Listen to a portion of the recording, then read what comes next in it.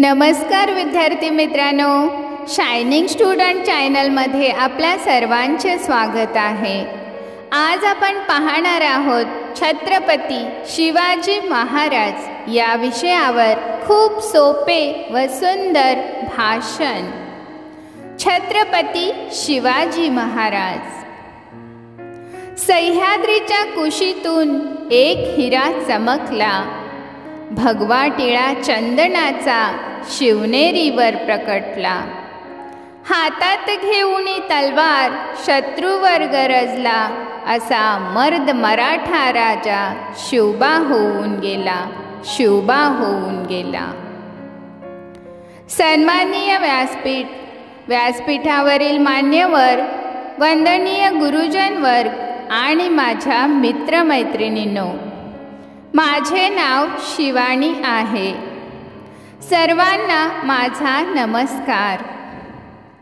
आज 19 फेब्रुवारी संपूर्ण जगाचे दैवत छत्रपती शिवाजी महाराज यांची जयंती। सर्वप्रथम रयतेचे राजे छत्रपती शिवाजी महाराज यांना माझा मानाचा मुजरा। 19 फेब्रुवारी 1630 हा सोन्याचा दिवस। अशा या मंगल दिनी महाराष्ट्रातील पुणे जिल्ह्यातील शिवनेरी किल्ल्यावर एका सिंहाचा जन्म झाला। तो सिंह म्हणजे श्रीमंत योगी छत्रपती शिवाजीराजे भोसले होय। त्यांच्या वडिलांचे नाव शहाजीराजे भोसले व आईचे नाव जिजाबाई असे होते। शिवराय लहानपणापासूनच अत्यंत हुशार व चाणाक्ष बुद्धीचे होते। त्यांना माता जिजाऊकडून उत्तम संस्कार व पिता शहाजीराजांकडून शौर्याचा वारसा मिळाला। माता जिजाऊंनी बालवयातच स्वराज्याचे स्वप्न शिवरायांच्या मनात रुजवले। त्या दृष्टीने शिवरायांनी विजयी घोडदौड सुरू केली। त्यांनी तानाजी मालुसरे, बाजीप्रभू देशपांडे, जीवा महाला असे जीवाला जीव देणारे मावळे तयार केले।